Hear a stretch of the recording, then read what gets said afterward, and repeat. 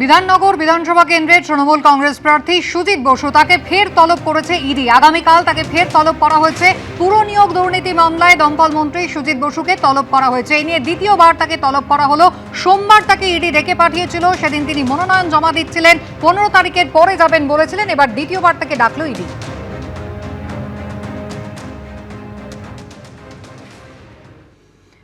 ইতিমধ্যেই নিজের মনোনয়ন জমা দিয়েছেন মুখ্যমন্ত্রী মমতা বন্দ্যোপাধ্যায়। এবার ফিরছেন তিনি। আলিপুর সার্ভে বিল্ডিং থেকে বেরিয়েছেন মুখ্যমন্ত্রী মমতা বন্দ্যোপাধ্যায়। কালীঘাট থেকে নিজের বাড়ি থেকে রওনা হয়েছিলেন। দলীয় কর্মী সমর্থকদের সঙ্গে নিয়ে পায়ে হেঁটে তিনি আলিপুর সার্ভে বিল্ডিং এ পৌঁছেছিলেন। নিজের মনোনয়ন জমা দিয়েছেন আর এবার ফের ফিরছেন পায়ে হেঁটে।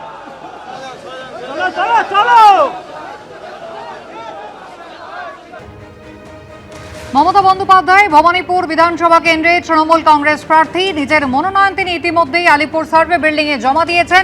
গতকালই জনসভা থেকে হুঙ্কার দিয়েছেন মমতা বন্দ্যোপাধ্যায়, বাংলাকে যদি টার্গেট করা হয় তাহলে দিল্লিকে টার্গেট করব, ফের একবার হুঁশিয়ারি দিয়েছেন।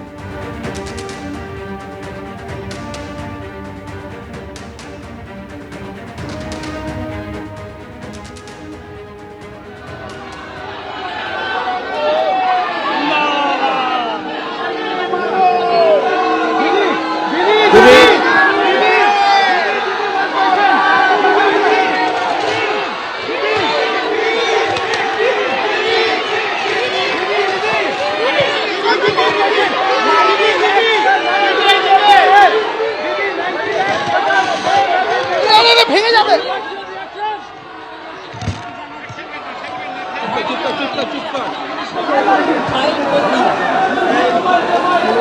আমি আপনাদের সকলকে বলি, আমি 365 দিন এখানে থাকি। আমার ধর্ম, কর্ম, আন্দোলন আমি ছোট্টবেলা থেকে এখানেই আছি, এখানেই থাকি। এখান থেকেই আমার সবকিছু। এবং তাই ভবানীপুরের মানুষদের আমার ধন্যবাদ, আমার নমস্কার, আমার সালাম, আমার জয় জিনেন্দ্র। এখান থেকেই আমার সবকিছু। এবং তাই ভবানীপুরের মানুষদের আমার ধন্যবাদ, আমার নমস্কার, আমার সালাম, আমার জয় জিনেন্দ্র। ভালছো বলে, সত শ্রী আকালজি বলে সবাইকে নমস্কার নমস্তে জানিয়ে, আপনাদের সকলকে অসংখ্য ধন্যবাদ জানিয়ে আমি আমার নমিনেশন যেমন ফাইল করলাম, আমি চাই আমার ভবানীপুর কেন্দ্রের সাথে সাথে 294টা কেন্দ্রেই আমাদের তৃণমূল কংগ্রেস এবং জোড়া ফুল তাদের প্রত্যেকটা প্রার্থীকে ভোট দেওয়ার জন্য আমি বাংলার মানুষকে অভিনন্দন জানাবো। কারণ সরকার আমরাই গর্ব।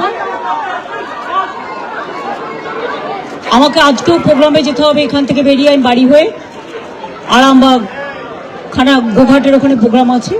এবিপি আনন্দ, এগিয়ে থাকে, এগিয়ে রাখে।